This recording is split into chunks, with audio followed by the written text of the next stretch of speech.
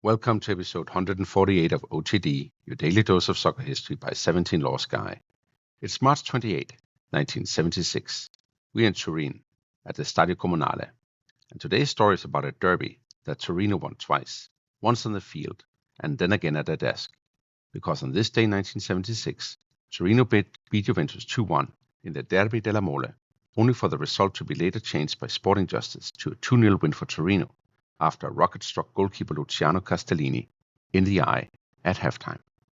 But how did we get here? To understand this match, you have to start with the city.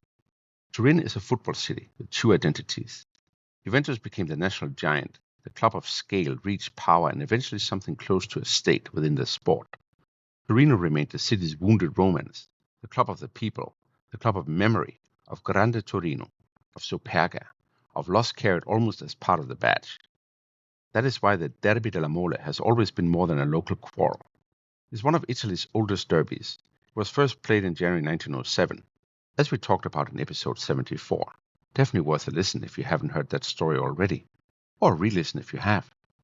And Juventus versus Torino is one of Italy's most emotionally layered derbies. Perhaps not as globally marketed as Milan's derby, not as politically combustible as Rome's, and not as nationally weaponized as Derby d'Italia.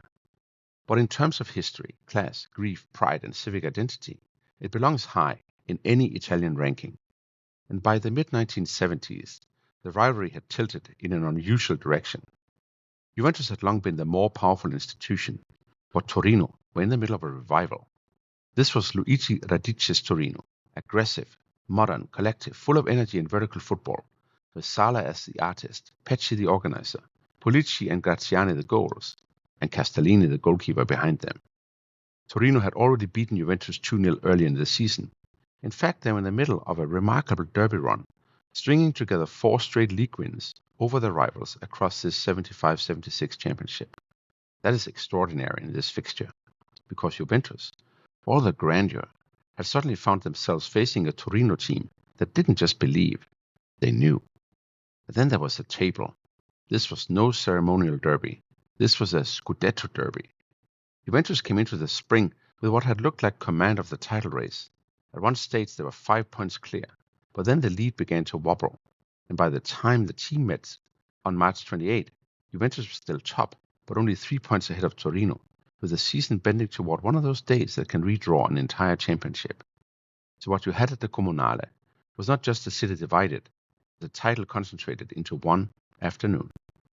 That takes us to the match, March 28, 1976, about 67,000 in the ground. Carlo Parola on the Juventus bench, Luigi Radice on the Torino bench, and Enzo Bearzot, the national coach, in the stands. Tension everywhere. Torino struck almost immediately. 2 minutes in, Sala hit from distance, and Antonello Cucurella diverted the ball into his own net. Juventus 0, Torino 1. That early own goal matters because it changed the geometry of the afternoon at once. Juventus now had to chase. Torino could do what Radice's side did so well, stay organized, sharp, and break with menace when the game stretched. Juventus pressed. They had too much quality not to. Caucio probed. Bettega attacked crosses, and Capello looked for control. But Torino remained the more coherent team. Then, just before halftime, the derby produced its second own goal. This time it was Oscar Damiani trying to deal with danger, only to put the ball into his own net. Juventus 0, Torino 2. 2 own goals, in a derby, in a title race. Already the match felt like one of those days where fate itself starts choosing a side. And then came the moment that changed the record book. As the players left the field for the break, Torino goalkeeper Luciano Castellini was struck by a rocket thrown from the Juventus end. It hit him in the eye area. The damage was severe enough that he could not continue, and Romano Cazzaniga had to replace him for the second half. That is the hinge of the whole story, because football in that era could still drift into a strange procedural space after crowd violence. Everyone understood immediately that the match might not really be ending on the pitch anymore. The second half still had to be played, but the shadow of sporting justice was already over it. And yet they played on. Juventus came back with urgency. Scirea went off. Gentile came on. The pressure increased, and at the 70th minute, Roberto Bettega rose and headed one in. 2-1. Now the derby had pulse again. Now Juventus could tell themselves there was still a football way out, but that was all they got. Cazzaniga held up.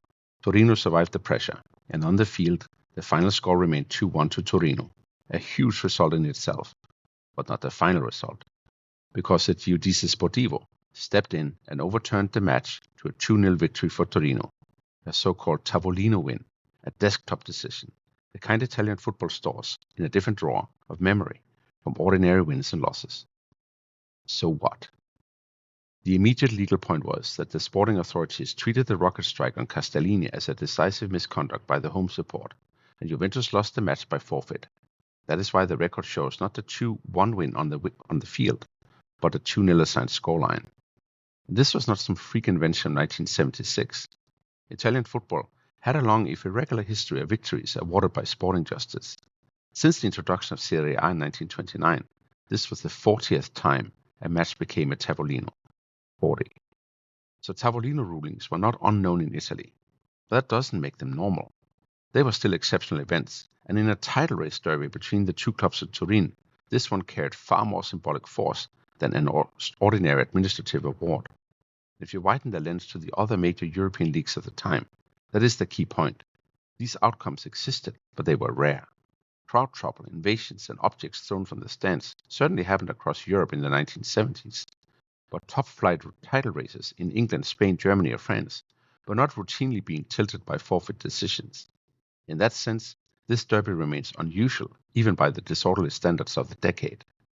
And then there's the sporting meeting. This was the beginning of the scudetto swing. Torino had already beaten Juventus once that season. Now they had beaten them again. And this second victory, in Juventus' own stadium, cut the gap to 1 point. And 1 week later, Torino completed the overtake. And by May, they were champions of Italy, their first scudetto since the Grande Torino era, and still the only one of the post-Superga age. That is why this derby sits so high in Torino memory. Not simply because they won, and not simply because Juventus lost, but because this was the afternoon when the title chase visibly changed hands. For Juventus, the derby was the middle blow in a sequence of 3 straight defeats that destroyed their advantage. They still had the stronger institution, the deeper modern future, and they would be back quickly enough. In fact, they won the title the following season by a single point, again ahead of Torino. But for that one spring, the city slipped from their grip. For Torino, the wider afterlife is richer. The 1975-76 side did not just win a championship. It restored a sense that Torino could again be more than memory. Pollicci finished as capocannoniere with 21 league goals. Gratiani added 15. And Sala gave them invention. Radice gave them structure, modern pressing, and belief. The following season they ran Juventus to the wire again, finishing second by 1 point with only 1 defeat all year. They also carried that form into Europe, reaching the quarterfinals of the UEFA Cup in 76-77. So this derby belongs not only in derby history, but in Torino's institutional history. It is one of the defining junctions of the post-war club. And then there's the rivalry itself. Torino had now won 4 straight league derbies in the single championship cycle, 2 in 75-76 after 2 in 74-75. That remains one of the great streaks in the history of the fixture. Juventus would eventually reassert their broader dominance, of course, over the longer arc from 1965 to today. As with so many Italian stories, scale and power tend to collect on the Juventus side. But this was the window when Torino could look across the city and saw, for once and with evidence, that they were not just the conscience of Torino. They were its best team. Before we go, 3 things to take away from March 28, 1976. First, this was a genuine derby scudetto. Juventus went in 3 points clear. Torino came out, having cut the gap to 1, and the title race turned sharply from there. And second, Torino won the match on the field 2-1 through 2 Juventus own goals and a Bettega reply, but the lasting official result became 2-0 after a rocket hit Castellini and forced him off at halftime. And third, the Tavolino decision made the day even bigger in memory, but it did not invent Torino's merit. Even before the ruling, Radice's side had shown again that in that season, in that rivalry, they had the better football and the stronger nerve. On this day in 1976, Torino beat Juventus in the derby, saw their goalkeeper struck by a rocket on their way to the dressing room, and then beat Juventus again in the courtroom, the day the Scudetto race swung on both football and judgment. That's all for episode 148 of OTD, your daily dose of soccer history by 17 Laws Guy.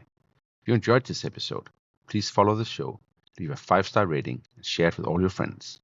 Tomorrow, we go to March 29, 1978, and to peak Borussia, when Mönchengladbach and Liverpool met in a European Cup semi-final that felt like two of the continent's great forces colliding at full speed.